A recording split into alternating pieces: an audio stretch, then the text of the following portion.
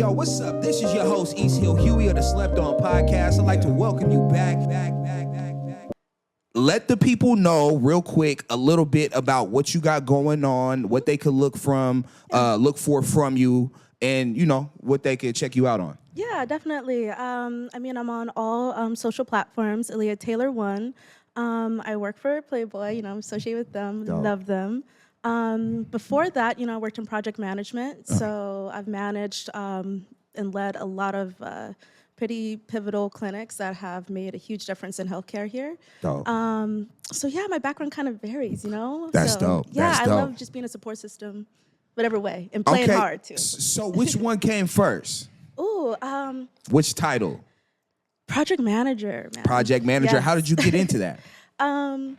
Well, first, all my sisters worked in healthcare, So right after high school, I was like, okay, I'm going to go in healthcare. Okay. I first studied as a medical assistant. I remember during my externship, I was like, F this. I was like, how do you guys even make a change in the workplace? How do you guys, really advocate for yourselves? And you have to go to the management. I'm like, okay, great, let's go to management. They're like, no, we're terrified of management. We'll get in trouble. And I'm like, okay, well, I'm going to become management. So I started working for IME practice, which is independent medical exam. I was about 19, 20 is when I started, 20 years old. And I worked my way up. I was working in the record department, literally just counting pages for them. Right. Thousands of pages. I learned how to edit reports. Then I worked my way up to finally managing the practice. So I was 20 managing my first practice. By almost 21, I had 3. With this company. So I just, I was self-taught and then also had really great mentors that didn't mind investing into my education, in different courses, different seminars, and really helping guide me in my professional career. So that's dope. That's what I first began. I have about almost 8 years now of experience. It's kind of crazy to say. That's dope. That's dope. As the years fly by and you look back like, damn, I've been on that for a minute. Yeah, you know what I'm saying? Though. Really qualified. Yes. So that's dope. That's dope. Okay, so along that journey, let us know how you built the connection with Playboy. Yes. How did that come about? Oh my goodness, years of work, really. I started modeling 21, 22, and I started modeling here. Also got into media as well. So I was doing runway. I was doing catalog work here. Right. And then I started doing pageantry, and then got into media. So I Miss Greater King County, USA. I then got into hosting red carpets for the BET Awards, stuff like that. Right. Different concerts, stuff like that. So really just years and years of building that resume. And just networking. And then just networking, really, and just building those genuine relationships with people so that they want to help you. They want to see you progress. That's dope. So yeah, that's really what kind of got me into that.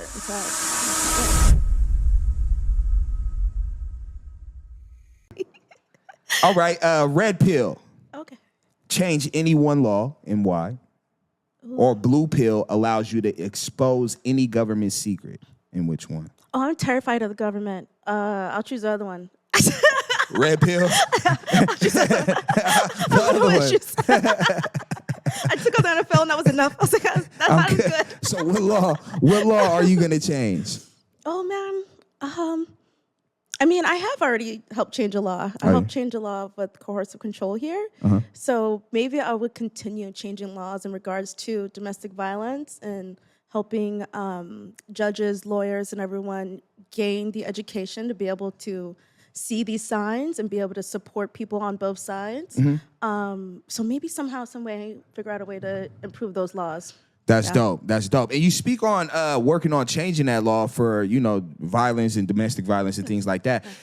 Real quick, tap into what drew your spirit to that. Yeah, honestly, growing up, I was around domestic violence, from family to sisters, dealing with all kinds of relationships. Right. So I was always my sisters would call me the enforcer because they can call me anywhere, anytime. I leave school and I'm going to be there to support. Right. Are you the big sister, middle sister?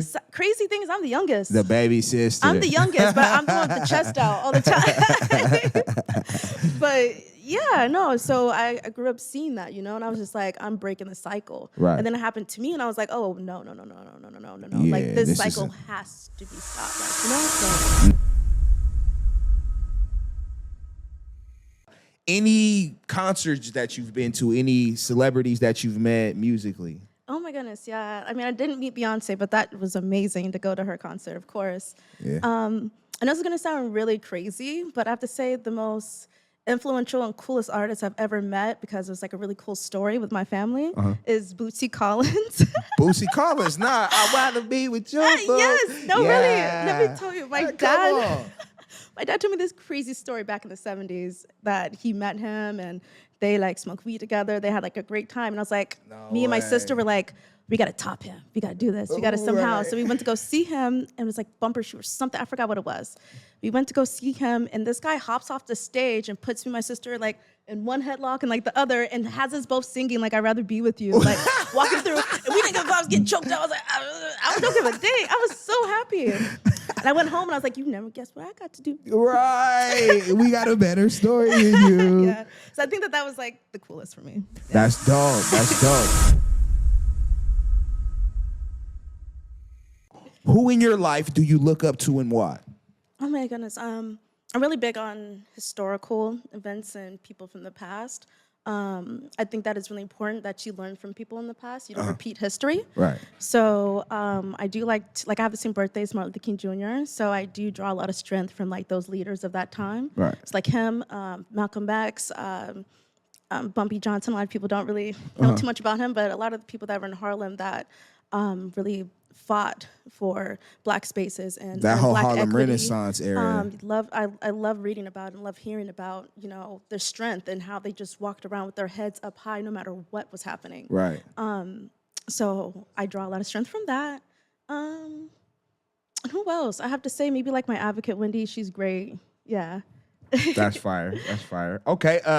What accomplishment are you most proud of?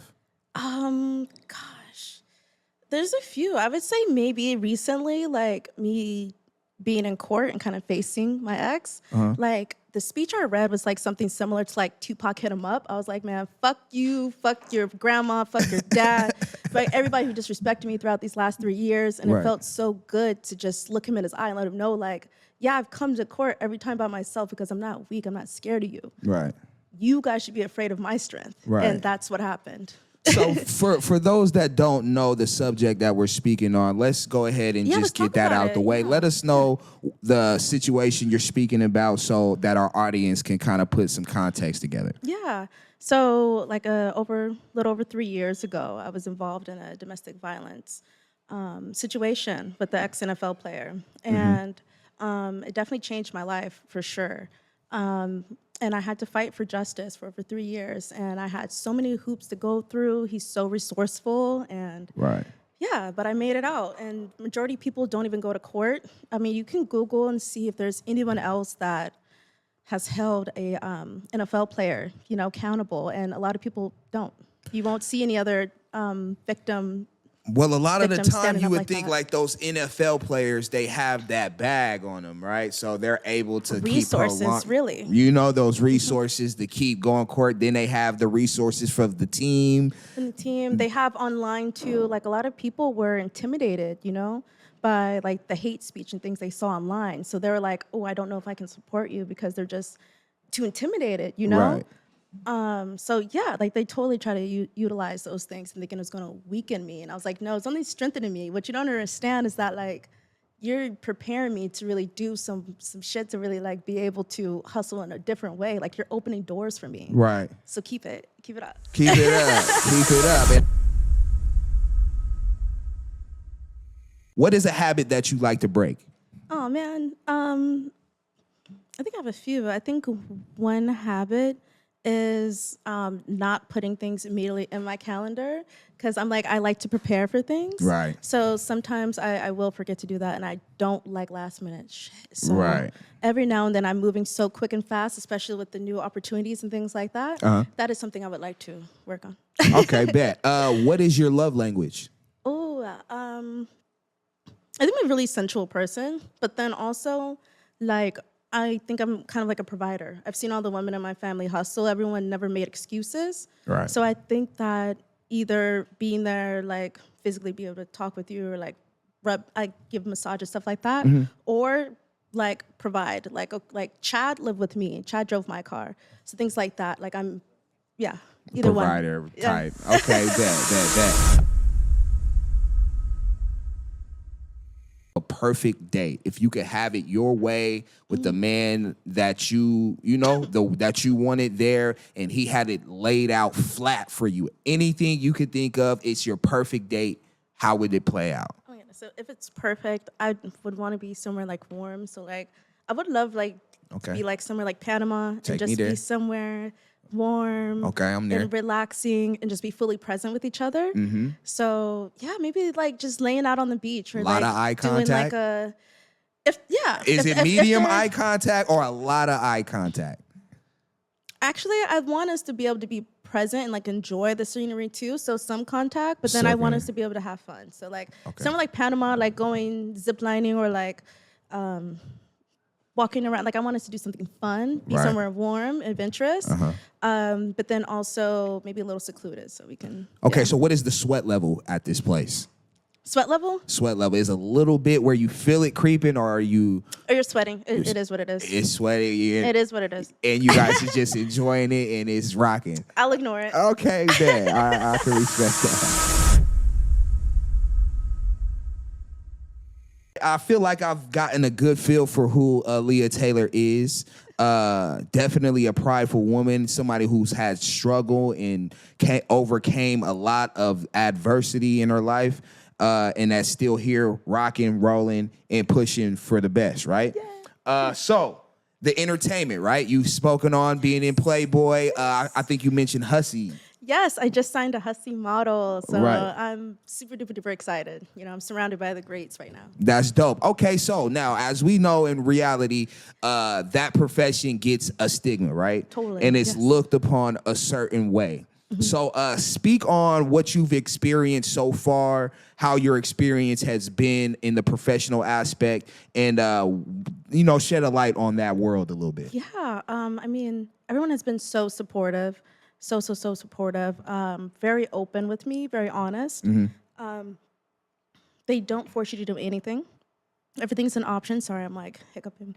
And it's just amazing to be around so many people who've made illustrious careers for themselves and want to do that for me, want to, open the door for me, So I'm on giant shoulders right now, and I couldn't be more grateful. That's dope.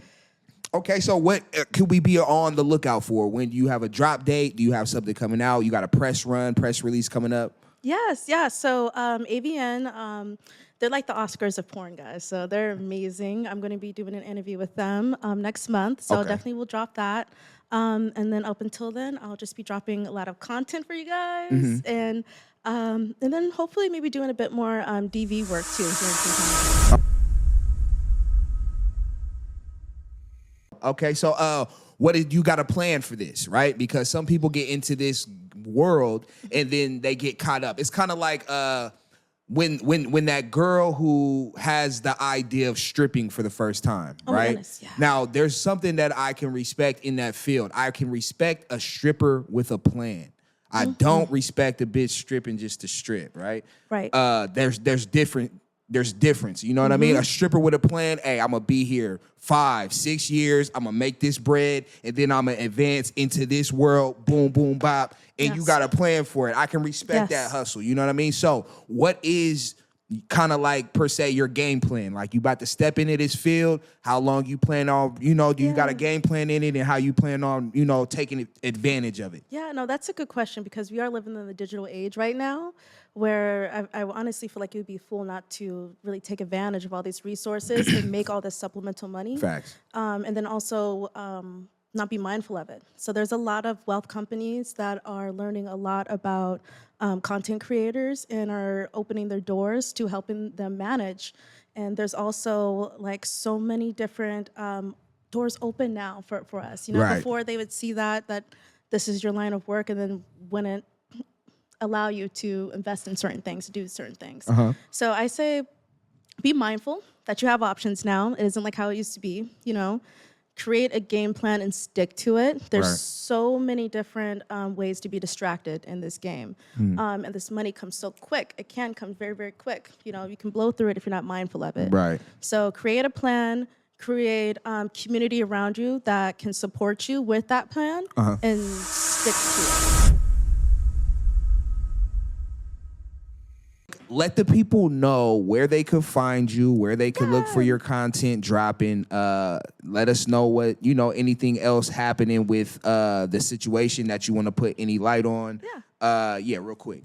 You guys can find me at Alleah Taylor 1. It's ALLEAH Taylor and the number 1. And then if you guys are interested in the spicy content, you can follow me at Tyra Wilder. It's TYRAWILDER and the number 1. Okay, And bet. I'm on all platforms too, so yeah. On all platforms. So I appreciate you coming down and having this conversation, shedding some light on what you got going on, being here from the Northwest. I appreciate you giving me perspective, man, and I wish you well on your journey and everything you got going on. I am your host, Easthill Huey. This is Alleah Taylor, man. Stay tuned. We'll be back with our next guest right after this.